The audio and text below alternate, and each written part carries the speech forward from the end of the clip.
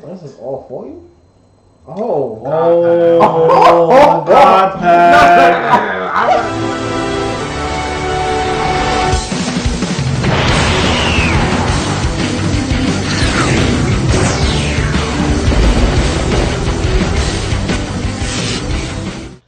What is up, guys? The HillTwins are here, back at it again with another video. Oh my. And this time, we have Draft Box 6 Giant Force, baby. There we go. This is the way the But one, we want to say thank you to Bandai. Yes, for allowing Bandai us to do this video. sent over this Draft Box 6 for us. Yes. And the objective was for us to review the cards And do a draft. We're doing a draft. So we're gonna draft and get some gameplay for you guys as well. So how do you draft? Well, for one, I don't know, Ian. Four players are allotted to one draft box. One draft box supports 4 players. Correct. Each player gets 6 packs, and then those players open those packs, one pack, and they take one card, set it in front of them, and then they place the rest on the left. Correct. And then the player on the left is going to take those cards, and they are going to repeat that process. So each player should take one card from each pack until there are no more cards in the packs. Correct. And then you'll open up the next pack, and you would pass the cards to the right, and then you would rinse and repeat for the rest of those packs. Yep. And basically, so that's that. Alternating. Yep. Yeah, I like that word for some reason. But okay, so after all the packs are done, players should have 72 cards in total in front of them each, and so they can construct a deck out of those cards, a 50 to 60 card deck, and one of the leaders. And in this case, it's going to be the Son Goku Revenge Grade 8. Perfect. Yep. Correct. And so, guys, this draft box is pretty amazing. It's featuring a bunch of new cards, 144 cards and 1 leader card, and you guys should definitely go out and pick this up and draft with your friends. We had a lot of fun making this video. Go ahead and draft with your friends. Go ahead and support the shop tournaments. If there's drafts, go ahead and do that. It's super duper fun. And so without further ado, we want to give a quick shout out to our friends who helped us make this video, Sean Bartley and Jose Ruiz. Thank you guys so much, fellas. Without further ado, let's get into the video. What is up, everyone? So again, before we get into this, to draft, we're going to open this up, and each player is going to get 6 packs. So after each player get those 6 packs, what we'll do is each person is going to open one of their packs, and they're going to take one card out of those packs and keep it in front of them face down. And then they're going to pass all of the other cards face down to their opponent on the left. And then we're going to repeat this process until all of those cards are done. Then, when we're opening the second pack, what we'll do is we're going to repeat that process, but instead, we're going to pass those cards to the players on the right. And then we're going to alternate until all of the packs are done. Do we shuffle them or? Yeah, let's shuffle them, right? I don't know. That's horrible. I know. I was about to say power shuffle, but guys. All right. Yeah. So again, each player is going to get 6 packs. The draft box has enough packs to accommodate 4 players for this draft format. So that's really, really awesome. So we're going to shuffle these up. And then I guess we're going to have somebody pass them out. Leaders. Oh my God. Oops. You want to pass them out? sure. All right, so he's our dealer. We got our cool leaders. Cool. Wow. Son Goku, Revenge of the Great 8. Tell them what it does. This card is also treated as red, blue, and yellow beast. And when this card attacks, draw 1 card. And then this, on the front side, it says that when this card attacks a leader, it can draw 1 card, and it also gains critical. And when your life is at 4 or less, you may draw 1 card and switch up to one of your energy to active mode. So that's pretty dope. So now, we got our 6 packs each. 1, 2, 3, 4, 5, 6. And what we're going to do is each player is going to take one of their packs, and we're going to open it. This is really awesome. Hope everyone is excited for their pulls. And then we get to keep one of these cards, put it in front of us, and then we will pass the rest to the left. So this is where the hard work comes in, because now we really got to figure out how we want to build. We got to figure out how we want to build these.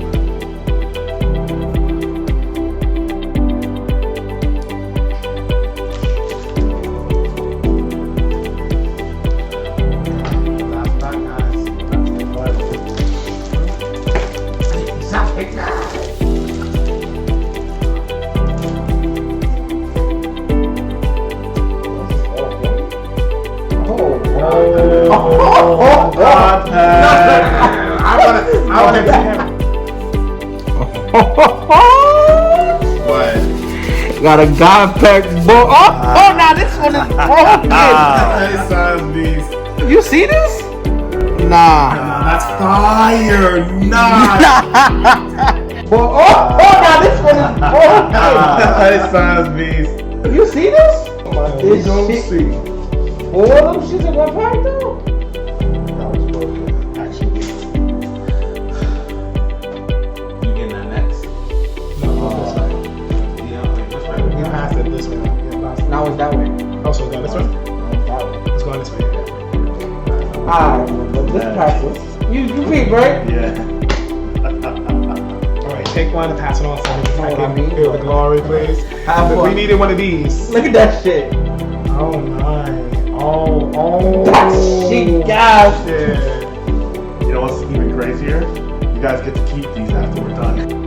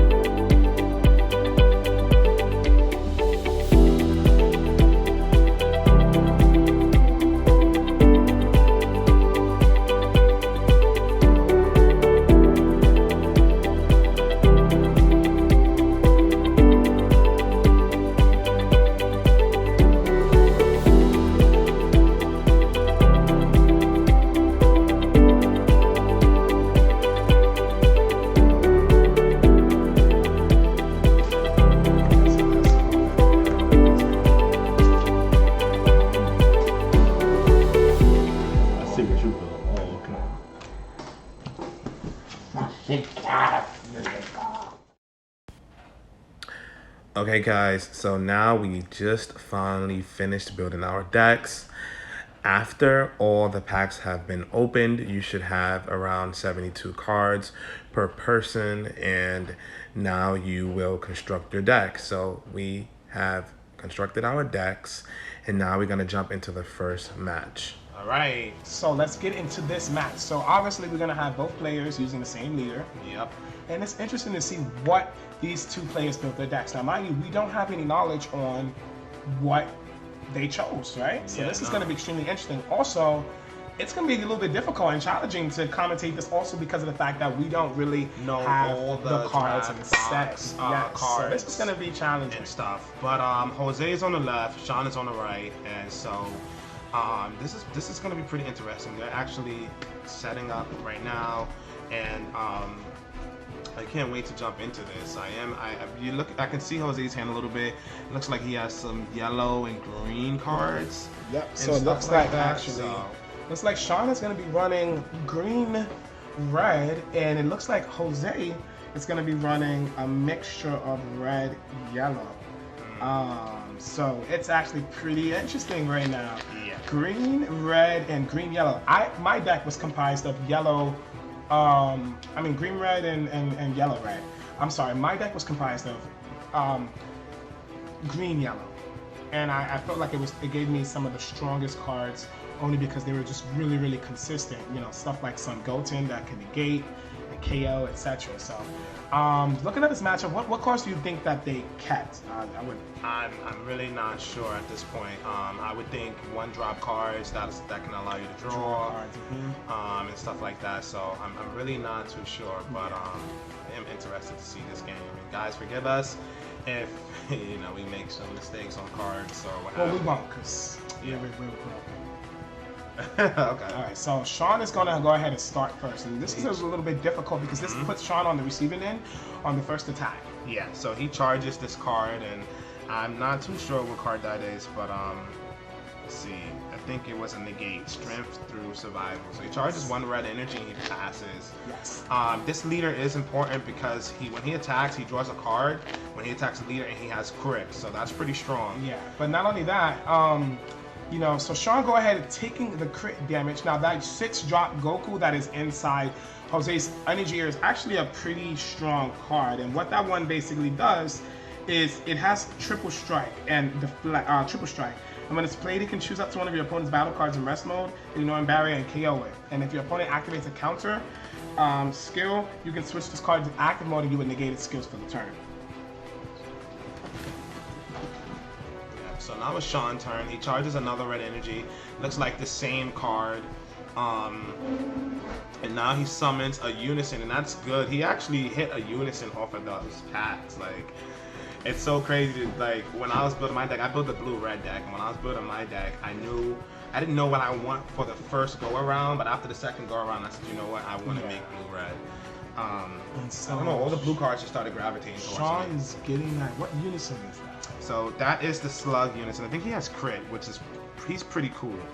So this is going to be a lot of crit pressure for Jose. Yeah. But now the thing is that you got to be kind of careful though, because from what I know in draft format, and this is just based on my experiences, is that when I was playing in nationals and we had the draft event, the strategy was actually to take the damage and allow the opponent to awaken you, and then allow your opponent to drop battle cards from their hand in order to attack you, and then you can attack into those cards with your leader and your battle cards, stalling them out until you've amassed a huge board, and then after that you start to crit them down and then go for the game. Yeah, so I think draft format is definitely like resource management. Yes, it's the pinnacle of sure that you are maintaining cards in hand. Again, you don't have access to other cards in the format, right? Like this format is specifically off of that draft box. And so and so now Jose is actually going to 4 life, and this is really important because now, honestly, what this would look like to me is that Jose is going to be able to generate advantage by attacking unison, attacking battle cards.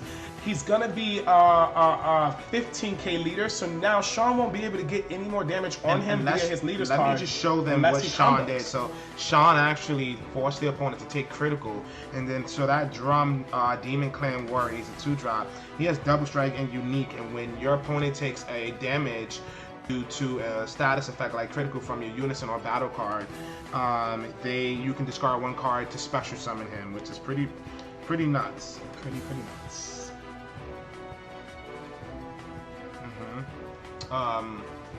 So now going up to he's gonna go ahead. Yup.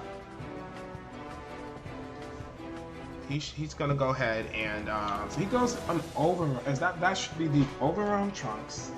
And what that one does is it says when it's played, you can play up to 1 black skillless. I believe that's. Yep, he can play up to 1 black skillless with a cost of 3 or less from the deck or the warp. And what that will do is allow him to now take off some of this pressure. So now he's going to be able to attack into the battle cards, attack into the unison.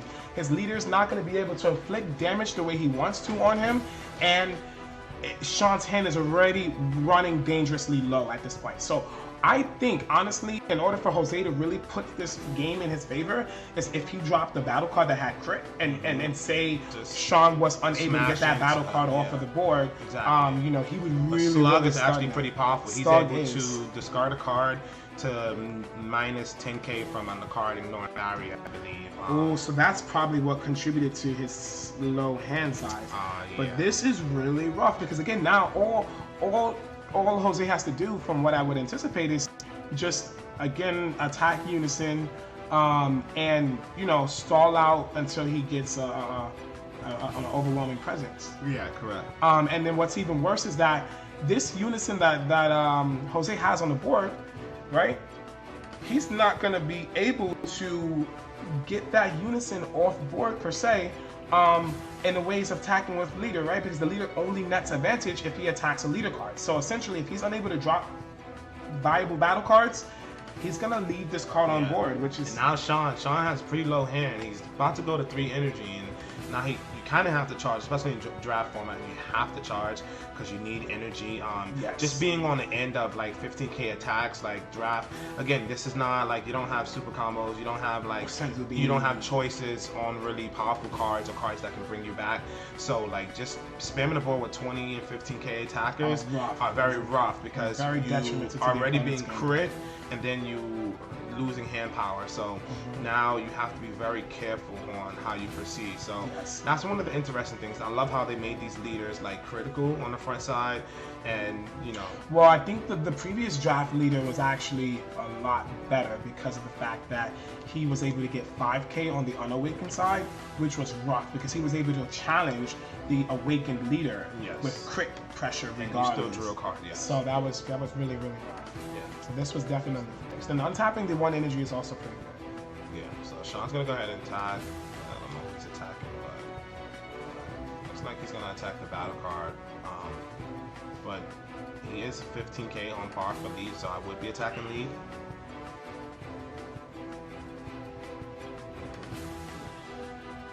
Alright, so Sean.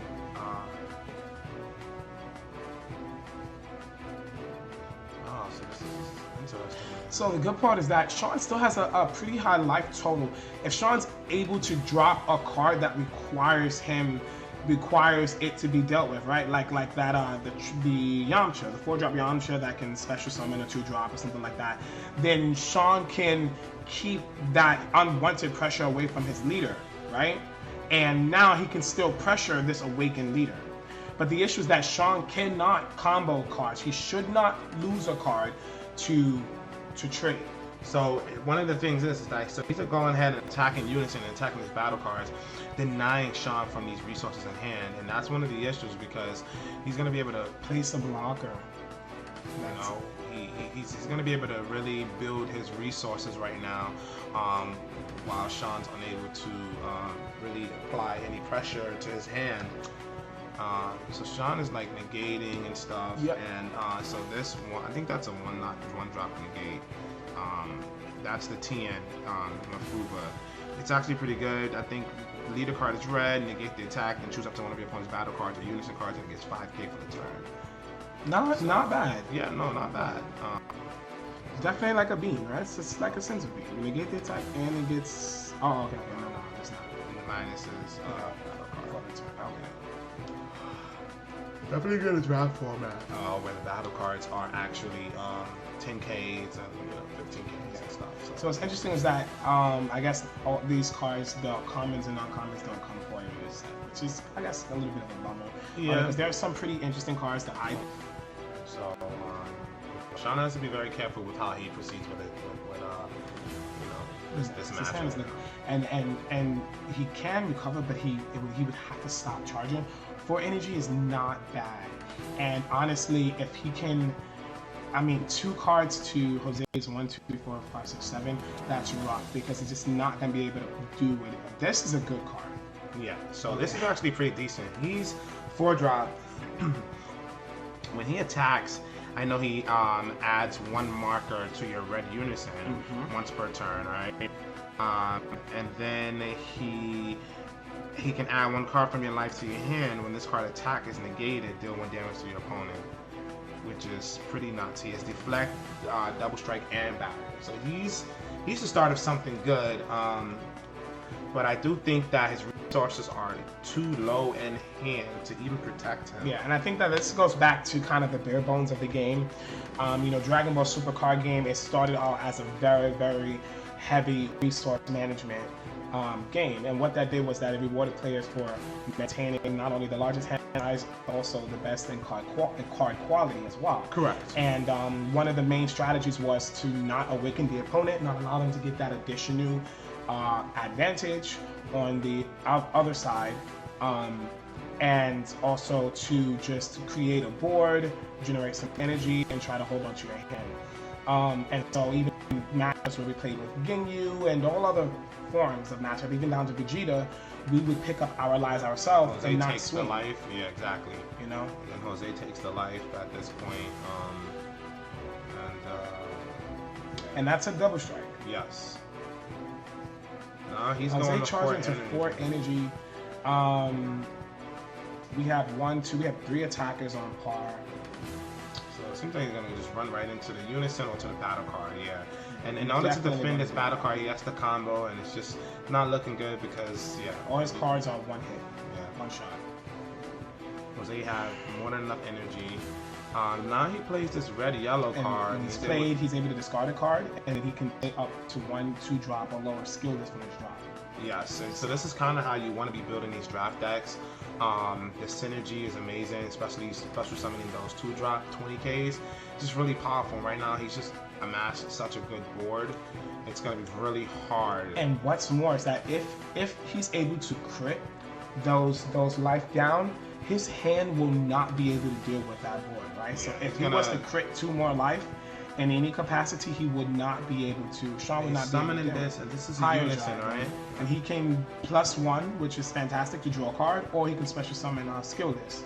But I guess drawing the card would be better, and you know that your card is safe because he's not going to attack into that because he needs to draw cards. He has to attack into your leader, and he cannot waste that card to make you waste the card. He would just be discarding, playing to his own. Exactly.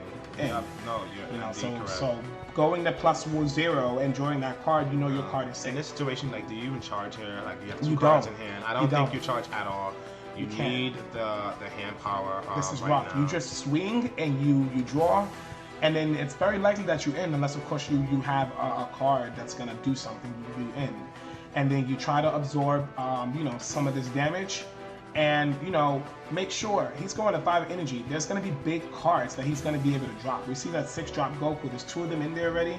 Those are triple strike. They can withstand themselves. Your opponent uses the counter. You don't want to see those cards on the other end of the board. So you hold on to that. Once you get to 4 life, you defend that 15K so that you can absorb that 25K attack. You see what I'm saying? Exactly. So he did end up charging, and now he's back at 2, and obviously you can't combo. I mean, even if he was 1 for 1, it wouldn't be terrible because now he's forcing the opponent to discard 1. But in this case, you don't. It's not a livable strategy. I mean, you have higher draft, and the unison going to be able to draw a card every turn. So even if he was to trade blow for blow, he would still be up 1. And at this point, there's just no way that Sean can deal with higher dragon, it's just not worth it. He can't lose a card to stop his opponent from drawing a card. It's just not in his favor. This game does seem to be being dominated by Jose. And there we go, being able to net the additional draw, knowing that my opponent's hand is so low, if they drop one card, they basically discarded one card because it's going to die. And this is what we were talking about, like fundamentally stacking the board and just having those resources. Even if he was able to, you know, even if he attacks into him right now. And I think it's just because look at what yellow has, right? Yellow has this blocker, right? This blocker is a 19k blocker. I mean, on turn 2, you can drop a 19k blocker, and you can absorb attacks from the opponent's leader each turn. You get that? Mm-hmm. You know, so you don't have to deal with crit damage, and your opponent has to either get crit or they have to lose a card in their hand. Correct. So I just think that yellow has a lot more utilities, even higher dragon. Understanding the way that this leader works, knowing that you can drop higher dragon if you have a decent board presence and never have to go up and just constantly get that stellar draw because the opponent cannot afford to sacrifice that draw. He just got the one draw and passed his turn. And so now Sean went and charged again. I don't agree with this because I think charging is what's pushing him out of the game because it's almost like a crit. Yeah. He doesn't have a 6-drop battle card that he can drop that I see in his hand right now. Yeah. So there's no need to go to 6 energy, especially when you have 5 life and your opponent has a board that will likely turn against you the next turn. Correct. So that additional energy could be a combo piece that you save in your hand. And I think that's just that. Resource management. If it does not serve you in this particular moment, then you're going to want to hold on to it. And again, you can always go to 6 energy next turn if you make it there, right?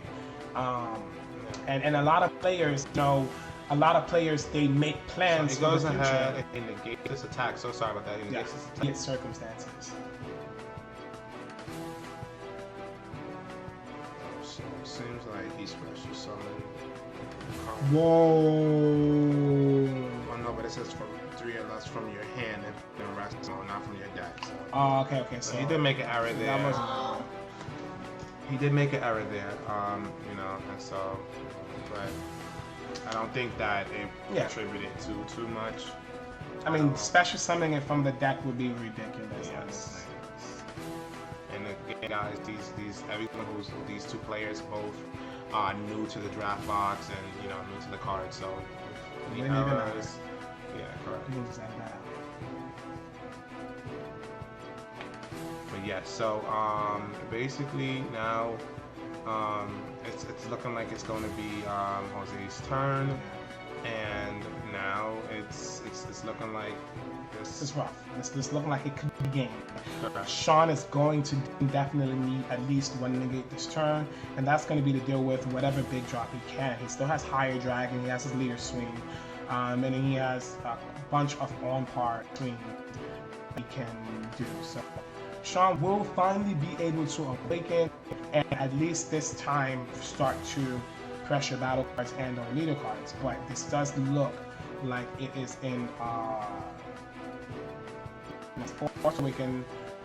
Does look like he's in a rough spot, and this is the reason why he did not need to charge that additional card, because he was able to untap, and more than likely he was going to untap on his opponent's turn. Correct. 1, 2, 3, 4. So Sean has 5 cards in his hand. Looks a little bit better than what it did before. Yeah. But he's going to have to deal with all these attacks. And what's so scary about this is that he can't even necessarily absorb these attacks the way he would like to, and to say, hey, you know what? Because of the fact that he doesn't know if he's going to be able to drop a double strike or triple strike that he can't handle. Yes. You know? And then also, even that King Piccolo, that's a red battle card. He has access to dropping that. So at 2 life, if he has that in his deck, he can pay that, swing, and if he negates it, he can burn him for a life. Right. So he goes ahead and overarms, and he can discard a card to restand himself. So he's a dual attack battle card right now. Yeah, so this is 2 free damage right now, 2 cards out of his hand. Yep. And that still has 5 energy. Okay. Exactly, and that's the rough part, right? Like he utilized his drop, he didn't have to pay energy, bring out a dual attack card that's gonna force him to waste cards in his hand or push him down to 2. So at this point, looks like he'll take this damage.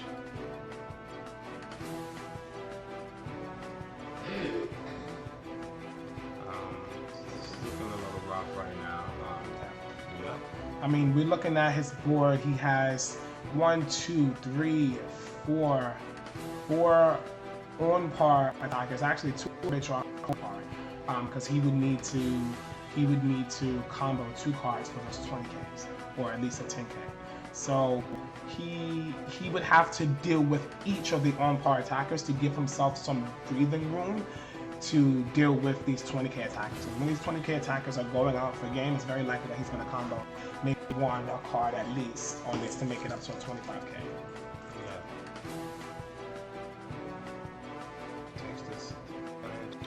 And now he can drop his higher dragon, evolve. This is strong. Yep.